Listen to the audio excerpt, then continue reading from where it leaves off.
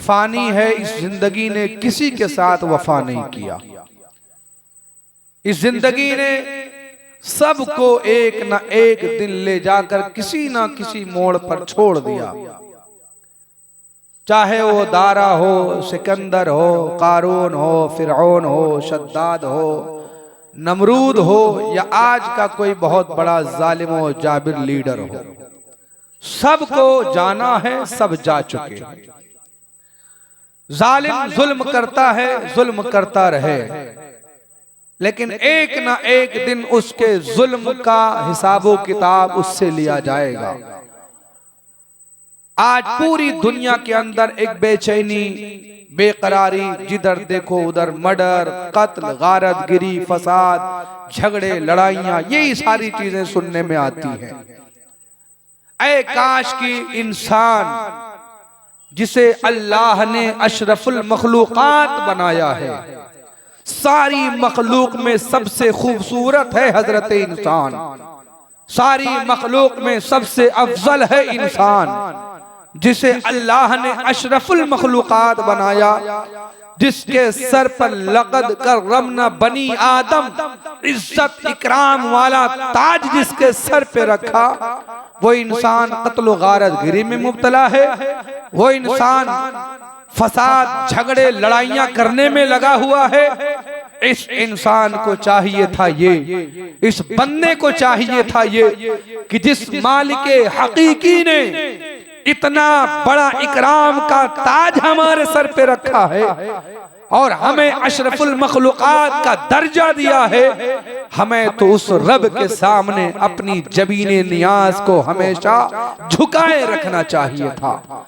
जरूरत तो इस बात की थी कि हम अपने रब की बारगाह में हाजिर हो करके नमाज़े पंजगाना वक्ते मुकर्ररा पर बाजमात अदा करते, इसलिए कि अल्लाह ने हमें इसीलिए पैदा किया है। हमारे दुनिया में आने का मकसद खाना, कमाना, सोना नहीं है। हमारे दुनिया में आने का मकसद रब्बे जुल जलाल की इबादत करना है। अल्लाह रब्बुल इज्जत खुद कुरान मुकद्दस में इरशाद फरमाता है, वमा खलक़तुल जिन्ना वल इंसा इल्ला लियअबुदून, हमने जिन्नातों को और इंसानों को इसलिए पैदा किया कि वो हमारी इबादत करे, वो हमारी किब्रियाई बयान करे, वो हमारी मध बयान करे, हमारे किब्रियाई को दुनिया के सामने बयान करे। लेकिन आज हमारे पास इतना वक्त नहीं है कि हम खुदा की इबादत कर सकें, हमारे पास इतना टाइम नहीं है कि हम अपने रब के बारगाह में आकर 5 वक्त की नमाजों के सजदे कर लें। अगर ये तो एहसान मानो अपने आका करीम का, एहसान मानो हज़रत मूसा पैगंबर का कि शबे मेराज 50 को 5 करवा दिया गया। अगर 50 के 50 नमाजें हम पर और आप पर फर्ज होती तो बताइए हमारा हाल क्या होता। जब हम 5 नहीं अदा कर पा रहे हैं तो हम 50 कैसे अदा करते।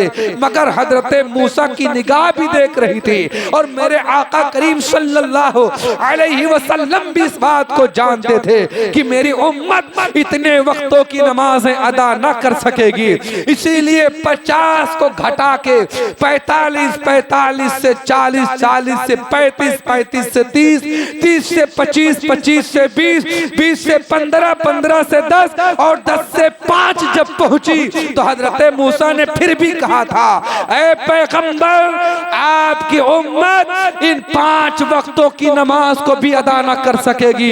अल्लाह अकबर कबीरा। क्या निगाहे मूसा थी जो जानती थी, जो देख रही थी कि उम्मत मुहम्मदिया के लोग 5 वक्त की नमाज भी अदा न कर सकेंगे। हजरत मूसा ने कहा था, ऐ पैगंबर आप फिर वापस अपने रब की बारगाह जाइए और इस 5 को भी कम करा लीजिए, वरना आपकी उम्मत गुनाहों में मुलव्विस रहेगी, आपकी उम्मत इन नमाजों को वक्त पर अदा न कर सकेगी। तो मेरे सरकार ने इरशाद फरमाया था, ऐ मूसा पैगंबर 50 से हमने 5 कर लिया है, अब हमको रब की बारगाह में इन नमाजों को लेकर के कम कराने के लिए जाने में हया आ रही हैं, ऐ मूसा पैगंबर अब इनको इतना ही रहने दिया जाए। अल्लाह अकबर कबीरा। आप जरा गौर तो करें प्यारे, ये सारे वाकयात हो चुके हैं। हजरत मूसा भी जानते थे, मेरे सरकार भी जानते थे कि ये मेरी उम्मत के लोग इन 5 वक्तों की नमाजों को भी अदा ना कर सकेंगे। आज क्या यही मामला नहीं है हमारे सामने? आज आप खुद ब खुद देख लीजिए, हम हैं, आप हैं, अपने अपने नफ्स का हर इंसान मुहासबा कर ले, हर इंसान जायजा ले ले कि क्या हम 5 वक्त की नमाज अदा कर पा रहे हैं। अगर हर वक्त हर इंसान इस चीज के मुहासबे में लग जाए, कसम खुदा की इंसान को पता चल जाएगा कि वो नमाजों की पाबंदी कर रहा है कि नहीं कर रहा है। आपको भी मालूम है, हमें भी मालूम है, सबको मालूम है, जुमातुल मुबारका के दिन मसाजिद में 2-2, 3-3, 4-4 जमातों का हुजूम और 5 वक्ता नमाजों में 1 से 2 सब, 2 से 3 सब, इसके अलावा नहीं। अब राते गिरामी आप जरा गौर करें, क्या 2 वक्त जो है एक हफ्ते में सिर्फ 1 जुमा की नमाज अदा कर लेना, क्या ये हमारे जो है बख्शिश के लिए काफी हो जाएगा? क्या ये हमारे कब्र में हमको काम आ जाएगा? और वो भी जुमा के दिन आए भी तो सिर्फ 2 रकात फर्ज पढ़ के निकल गए। साहब सुन्नतें कौन पढ़ेगा? क्या सुन्नतें मौकेदा नहीं है? जुमा से पहले की 4 रकात सुन्नतें मौकेदा है, जुमा फर्ज के बाद 4 रकात सुन्नतें मौकेदा है, फिर उसके बाद 2 रकात सुन्नतें मौकेदा है, फिर उसके बाद 2 रकात नफिल नमाज है। इन सुन्नतों को कौन पढ़ेगा? इन सुन्नतों को आप छोड़कर भागते नजर आते हैं। ऐसा लगता है कि आपको किसी जेल में कैद करके रखा गया है कि 2 रकात नमाज खत्म हुई और उसके बाद फौरन अपने घरों को रवाना। घर में जाकर करेंगे क्या?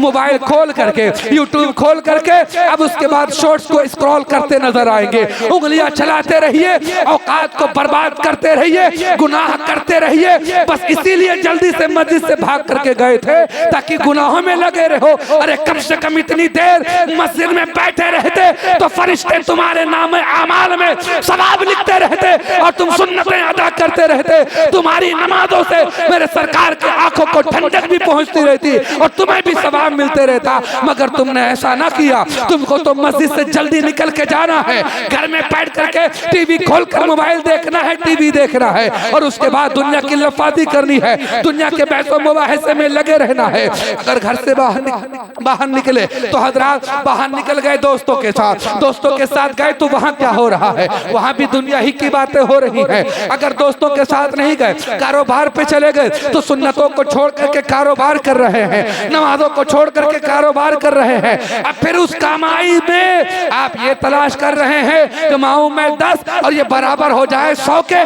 कमाऊं 100 बराबर हो जाए 1 लाख के, उसमें बरकतें आ जाए। कहां से बरकतें आएंगी? रब की नाफरमानी करने के बाद ये सोचें कि हम पैसे कमा लें और उसमें हमें बरकत मिल जाए। हो सकता है वक्ती तौर के लिए तुम्हें तुम्हारे माल से कोई फायदा हासिल हो जाए, लेकिन खुदा की नाफरमानी करके जो भी माल कमाया जाएगा उसमें खैर और बरकत का नुज़ूल नहीं हो सकता। नमाजें छोड़ करके जो भी पैसा कमाया जाएगा उसमें बरकतें नहीं आ सकती हैं। इसलिए नमाजों की पाबंदी करते रहिए और फिर अपने रिस्क को हासिल करने के लिए कोशिशें करते रहिए। खुदा से मांगना तुम्हारा काम है और तुम्हें नवाजना तुम्हारे रब का काम है।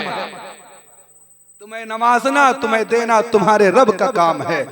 अल्लाह तुम्हें ऐसी जगहों से रिस्क पहुंचाता है जहां तुम्हारा गुमान भी नहीं हो सकता, तुम्हारी सोच, तुम्हारी फिक्र भी वहां नहीं पहुंच सकती जहां से तुम्हारा रब तुम्हें रिस्क दे देता है। तुम जाहिरी चीजों को देख करके ये सोचते हो कि हमने बहुत बड़ा कमाल हासिल कर लिया। अगर हमने 2-4 लाख कमा लिए तो ये समझते हो कि हमारी मेहनत का फल है, ये हमने कमाए हैं। ये खुदा की दी हुई नेमतें हैं जो अल्लाह ने तुम्हें दी हैं। तुम उसमें भी अल्लाह का शुक्र अदा करो। शुक्र करोगे तो अल्लाह नेमतों को बढ़ाता चला जाएगा, ना शुक्री करोगे अल्लाह रिस्क को घटाता चला जाएगा।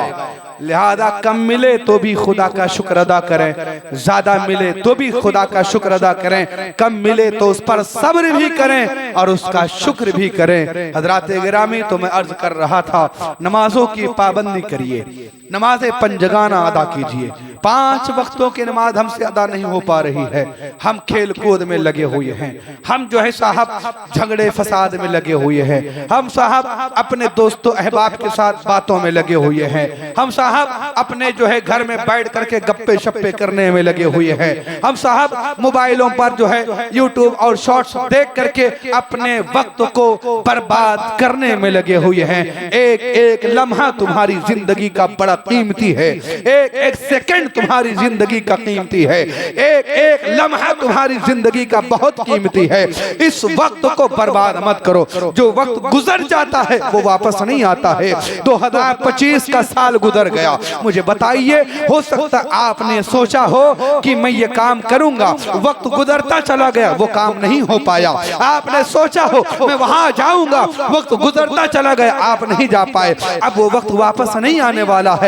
जो वक्त गुजरना था गुजर गया। ये घड़ी की सुई कभी रुकती नहीं है, वो चलते रहती है, चलते रहती है, वक्त गुजरता रहता है। अब इंसान को ये सोचना है हमें इन गुजरे हुए औकात को बेहतर बनाना है या हमें ऐसे ही जाये कर देना है। अगर वक्त ऐसे ही जाये हो रहा है तो याद रखिएगा, ये वक्त का गुजरना और इसको जाये करना आपके लिए नुकसानदेह के अलावा कुछ नहीं हो सकता है। लिहाजा एक एक लम्हे को कीमती जानिए, गनीमत जानिए। अल्लाह ने तुम्हें ये एक एक लम्हा दिया है, एक एक सेकंड दिया है, एक एक जो वक्त हमारा गुजरता है ये हमारे लिए कीमती है। लिहाजा इसे जाये मत कीजिए। जब नमाजों का वक्त हो तो नमाजें अदा कीजिए, काम का वक्त हो काम पे खड़े रहिए। हज़रात गिरामी, और अगर आपको ऐसा लगता है मैं ज़हनी तौर पर थक चुका हूँ, मुझे आराम की जरूरत है, तो आप आराम भी कीजिए। अल्लाह ने रात को सोने के लिए बनाया है, दिन को काम के लिए बनाया है। 2-2, 4-4 बजे रात तक दोस्तों के साथ गप्पे शप्पे करते रहना और फिर फजर में टांग फैला के सोते रहना, फिर ये समझो, फिर ये देखो, फिर ये कहो, ये शिकायत, ये शिकवा, ये गला कि कारोबार में बरकत नहीं है। हज़रात, कहाँ से बरकत आएगी? आका करीम सल्लल्लाहु अलैहि वसल्लम इरशाद फरमाते हैं, जिस घर के दरवाजे फजर के लिए खुलते हैं रहमत के फरिश्ते उस घर में दाखिल हो जाया करते हैं। तुम्हारे घरों का दरवाजा तो 10 बजे खुलता है, हमारे घरों का दरवाजा तो 11 बजे खुलता है। हमने फजर के लिए नहीं उठे, ना हम उठे, ना हम नमाज अदा किए हैं, बल्कि हम पड़े सो रहे हैं। बल्कि जब फजर का वक्त होता है तो शैतान हर बंदे के पास पहुंचता है, उसके हाथ पैर को दबा के और गहरी नींद में सुलाता है। तू सोता रहे, तू गुनाहों में लगा रहे, तेरे फरिश्ते नेकियों के बजाय तेरे नामे आमाल में गुनाह लिखते रहे। यही तो मैं चाह रहा हूँ और आज हो भी यही रहा है। हम शैतान को राजी करने में लगे हुए हैं, हम अपने रब को राजी नहीं किया, हमने अपने खुदा को राजी नहीं किया। हज़रात गिरामी, अगर हम खुदा को राजी करने की कोशिश कर ले जाएं और करें तो यकीनन हमारा रब हमसे राजी होगा। इसलिए कि हमारा रब बड़ा रहीम है, हमारा रब बड़ा करीम है, हमारा रब हमसे 70 माओं से कहीं ज्यादा प्यार करता है, उससे भी बहुत आगे, बहुत ज्यादा हमारा रब हमसे मोहब्बत करता है। इसलिए अपने रब को राजी करो, अपने रब से अपने रब की खुशनुदी हासिल करने के लिए उसकी बारगाह में आकर के सजदों को किया करो। हज़रात गिरामी, अपने आप को गुनाहों से बचाओ, खुद भी बचो, बाल बच्चों को भी बचाओ। ये दुनिया चंद दिन की है। क्या आपने नहीं देखा कि आपके रिश्तेदारों में कोई जवान नहीं मरा? क्या आपके घर खानदान में कोई बूढ़ा दुनिया से नहीं गया? क्या आपके घर खानदान में कोई बच्चा दुनिया से नहीं गया? रोज देखते हो बच्चे भी जाते हैं, जवान भी जाते हैं, बूढ़े भी जाते हैं, फिर भी आंखें नहीं खुलती हैं। ये भी जानते हो कभी भी अटैक आ सकता है, कभी भी इंसान की जिंदगी का खात्मा हो सकता है, कभी भी कैंसर जैसी मोहलिक बीमारी में पड़ सकते हैं, कभी भी जो है बड़ी सी बड़ी बीमारियां आ सकती है। और अगर ये बीमारियां ना भी आए तब भी अचानक से मौत आ सकती है, एक्सीडेंट होता है, इंसान दुनिया से चला जाता है। और अगर ना भी हो तब भी अल्लाह के हुक्म से जब मौत का फरिश्ता आएगा, अच्छा भला इंसान, खाता पीता इंसान दुनिया से चला जाता है। आप कहते हैं साहब वो तो बड़ा अच्छा भला था, अभी परसों तो मेरी मुलाकात हुई थी, उसे तो कोई बीमारी नहीं थी, वो तो बड़ा खुश नजर आ रहा था, अचानक से कैसे हो गया? तो साहब अचानक से इसलिए हो गया कि कुरान इरशाद फरमा रहा है जिसकी जिंदगी का जो वक्त मुकर्रर है उससे ना एक सेकंड आगे ना एक सेकंड पीछे, बल्कि उसी वक्त में उसे दुनिया से चले जाना है। अब जब ये सारी बातें हमें पता हैं तो हम अपने फिक्र आखिरत को क्यों नहीं करते?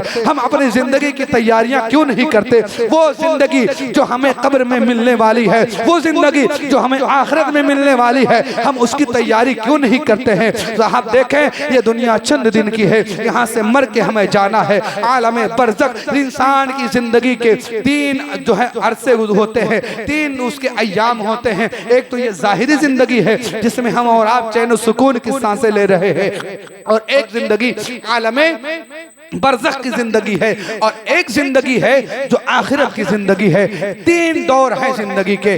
जो आखिरत का दौर है वो ऐसा है कि उसके बाद फिर कोई मौत नहीं है, उसके बाद कोई खात्मा नहीं है। फिर वो जिंदगी जब मिल जाएगी तो फिर हमेशा हमेशा हमें जिंदा रहना है, फिर हमें कभी मौत नहीं आने वाली है। तो ये हम तो मुसाफिर की हैसियत से अपनी जिंदगी गुजार रहे हैं। कल हम कहीं और थे, उससे पहले कहीं और थे, अब दुनिया में आए, दुनिया के बाद फिर कब्र में जाएंगे, फिर हम हश्र के मैदान में पहुंचेंगे, फिर हमारा फैसला होगा, और फिर हमें जो जिंदगी मिलेगी वो हमारी उखरवी जिंदगी होगी। उसके बाद हमें कोई मौत नहीं आने वाली है। तो हजरात, हमें इस जिंदगी के बाद जो जिंदगी आने वाली है, बरज़ख की जिंदगी, कब्र की जिंदगी, हश्र की जिंदगी, इससे ज्यादा हमें कहीं उसकी फिक्र करनी चाहिए। इसलिए कि ये तो चंद दिन की है, यहाँ से तो चले जाओगे।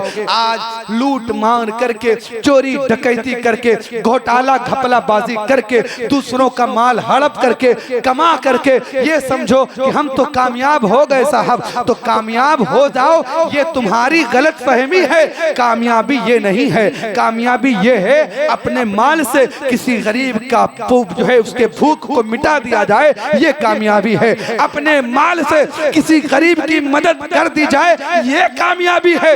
यही कामयाबी तुम्हें कल कब्र में काम आएगी। हश्र में ये छोटी छोटी नेकियां तुम्हें काम आएंगी, और ये छोटी छोटी नेकियां कल पहाड़ों की तरह तुम्हें नजर आएंगे कि हमने दुनिया में जो ये छोटी छोटी नेकियां की थी, आज हमारे वो कितने काम आ रही है। हज़रात गिरामी, आओ जरा देखो, जिंदगी के तीन दौर हमारे और आपके होते हैं। मैं एक वाकया मुझे याद आता है, सुनाकर अपनी गुफ्तगू खत्म करता हूँ। शायद इससे हमें भी नसीहत हासिल हो, आपको भी नसीहत हासिल हो।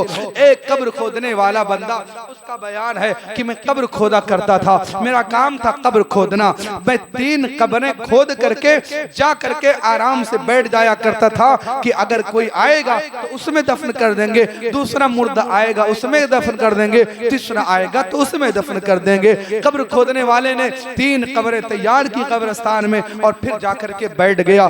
थोड़ी देर के बाद एक जनाजा आया, तो क्या देखता है कि उस जनाजे में सिर्फ 4 लोग उसे कांधा देने वाले हैं। 5वां वो मुर्दा है, 4 उसे कांधा देने वाले हैं, और कोई नहीं है नमाज जनाजा उसकी पढ़ने के लिए। ना कोई भीड़ है, ना कोई इज्तिमा है, ना कोई रिश्तेदार है, ना कोई खानदान, कोई नहीं है। सिर्फ 4 लोग हैं जो उसकी जनाजा लेकर के कब्रिस्तान में आए हुए हैं। कब्र खोदने वाले ने कहा, साहब ये क्या बात है, क्या इसका कोई नहीं है? कहा हाँ, इसका कोई नहीं है। कहा क्यों? क्या इसके रिश्तेदार नहीं हैं? क्या इसके घर वाले नहीं हैं? जो सिर्फ आप 4 लोग आए हो इसे कब्रिस्तान लेकर के। कहा ये बड़ा गरीब आदमी था, कहा ये बड़ा गरीब आदमी था, और इसका कोई नहीं है। हमने ही इसके कफन दफन, उसको भी हमने चंदे से जमा करके इसके कफन का हमने इंतजाम किया है, और इसके कब्र खोदने के लिए जो तुम्हारी उजरत है वो भी हमने चंदा करके जमा किया है,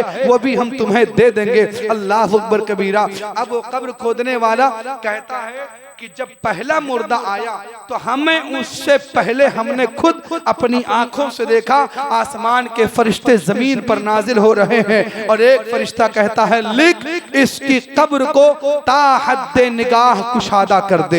एक कब्र जो कहता हमने पहले खोदा, उस कब्र के बारे में फरिश्ता कहता है लिख, और इसकी कब्र को ता हद्दे निगाह, जहां तक इसकी निगाह जाएगी इसकी कब्र को लंबी चौड़ी कर दी जाए। फरिश्ते ने लिख लिख दिया। फिर वही फरिश्ता कहता है दूसरी कब्र के बारे में, कहा उसके बारे में लिख, उसके बारे में ये लिख कि जहां तक ये देखे बल्कि उससे भी आगे इसकी कब्र को चौड़ी और वसी और अरीज कर दी जाए। और फिर तीसरी कब्र के बारे में फरिश्ते ने कहा लिख, और इसके बारे में ये लिखवाया इतनी चौड़ी इसकी कब्र कर दी जाए, यानी जो है उसे भी समेट दी जाए। और उस कब्र खोदने वाले ने 2 उंगलियों का इशारा करके कहा कि उस फरिश्ते ने ये कहा कि बस इतनी चौड़ी इसकी कब्र को कर दिया जाए।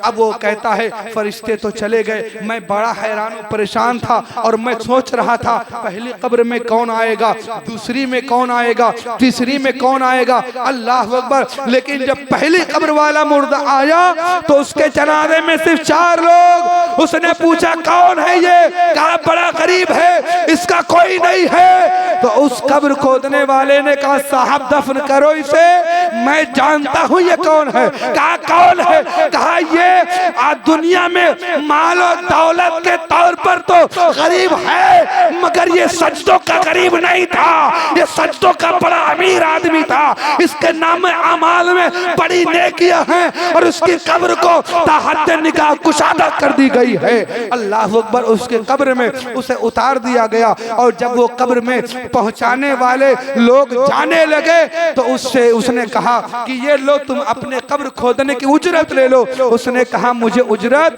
नहीं चाहिए, मैं इसकी उजरत नहीं ले सकता, इसलिए कि मैं जानता हूँ ये आदमी बड़ा नेक है, ये सजदों का पाबंद था, ये इंसान गरीब था मगर ये सजदों का गरीब नहीं था, इसके नाम अमाल में बड़ी नेकियां हैं और मैं इसके कब्र की उजरत नहीं ले सकता।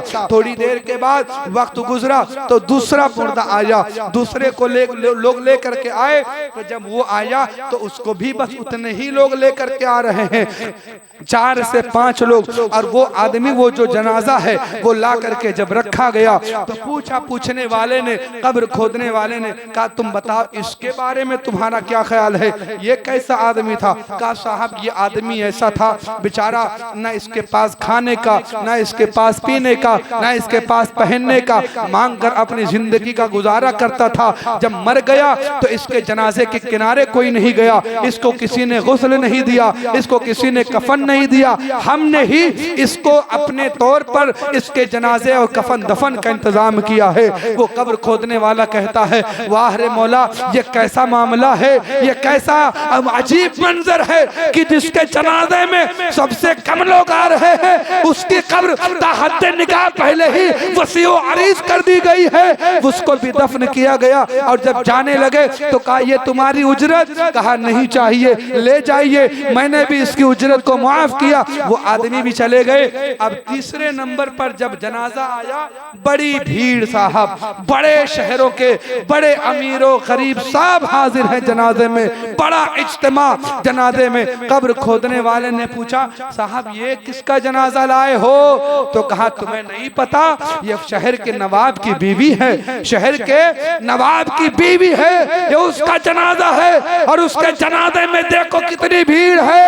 अल्लाह अकबर कबीरा। लेकिन जब उस कब्र खोदने वाले ने इस मंजर को देखा तो पूछा ये बताओ इनका क्या रवैया था, इनका क्या हुस्न सलूक था, लोगों के साथ इनका कैसा बर्ताव था। तो लोगों ने बताया अरे क्या पूछते हो इनके बारे में, ये तो ऐसी थी, गरीबों से नफरत करना इनका काम था, गरीबों को जूतों के नोक पर रखना इनका काम था, सजदे न करना इनका काम था, एक वक्त की कभी नमाज नहीं पढ़ी, कभी इसने शरीयत के मामलात को शरीयत के दायरे में रह करके हल नहीं किया। लिहाजा ये तो ऐसी औरत थी, ये तो भीड़ जो जमा हो गई है ये नवाब के वजह से भीड़ जमा हो गई है। तो कब्र खोदने वाले ने कहा बिल्कुल बेशक हक कहा तुमने, हमने ये सारी चीजें पहले ही देख रखी हैं और हमें मालूम है इसका अज़ाब कब्र में, कब्र के अंदर इसके साथ क्या होने वाला है। इसकी कब्र को तंग कर दी गई है, जैसे ही ये कब्र में उतारी जाएगी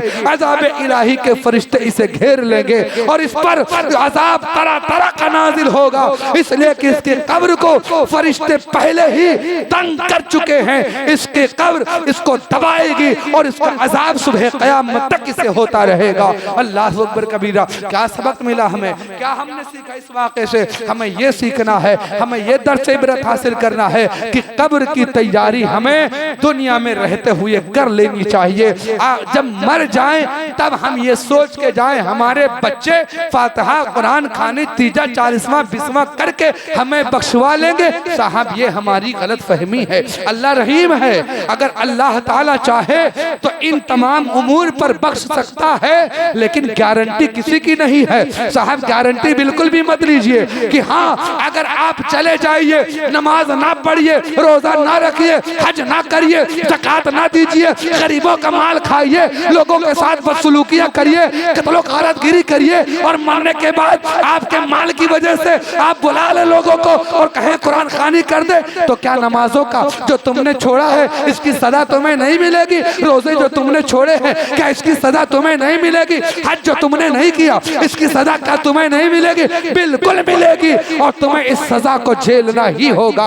अज़ाबे कब्र से तुम्हें कोई बचा नहीं सकता, अज़ाबे हश्र से कोई बचा नहीं सकता। हाँ ये रब की रहमत पर है कि अल्लाह जिसे चाहे बख्श दे, जिसे चाहे अज़ाब दे, लेकिन हमें तो अपनी तरफ से आखिरत की तैयारी करनी ही करनी है। हम कब्र में कब्र की तैयारी करके जाएं, हश्र में पहुंचे तो हम सरकार के जलवों में हों, सरकार दो आलम सल्लल्लाहु अलैहि वसल्लम हम उनके कदमों में हमें जगह मिल जाए तो ये हमारी जिंदगी की सबसे बड़ी मेराज और ये सबसे बड़ी कामयाबी है। लिहाजा अपनी जिंदगी की फिक्र, आखिरत की फिक्र कीजिए, कब्र की तैयारी कीजिए और कब्र की तैयारी इस अंदाज में कीजिए। बरेली के इमाम कहते हैं लहद में इश्क रुखे शह का दाग लेके चले, अंधेरी रात सुनी थी चराग लेके चले। और वो चराग क्या है? वो चराग है इश्क मुस्तफा का चराग, वो चराग है हुब्बे मुस्तफा का चराग। उस चराग को लेके चलोगे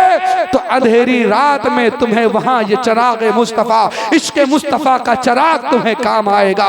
और फिर कहते हैं तेरे गुलामों का नक्शे कदम है राहे खुदा, वो क्या बहक सके जो ये सुराग लेके चले। जंगल में अगर कोई रास्ता ना हो तो इंसान भटक जाता है, लेकिन अगर रास्ता बना हो उसे देख करके वो पता लगा लेता है इस पे लोग जाते आते हैं, ये रास्ता है, इस पर मैं चलूंगा तो कहीं ना कहीं जरूर पहुंच जाऊंगा। तेरे गुलामों का नक्शे कदम है राहे खुदा, वो क्या बहक सके जो ये सुराग लेके चले। लिहाजा अज़ीज़ान गिरामी वक़ार हमें अपनी तैयारी कर लेनी चाहिए। जिंदगी मौत का कोई भरोसा नहीं है, कभी भी हमारी आखिरी सांसें बंद हो सकती हैं और हम कभी भी इस दुनिया से जा सकते हैं। जिंदगी की सांसों की माला जब टूटती है तो फिर हमें वहां कोई बचा नहीं सकता है, न माल, न दौलत, न इज्जत, न शोहरत, न बाप, न माँ, न भाई, न रिश्तेदार, न डॉक्टर, कोई नहीं, सब हाथ उठा देते हैं और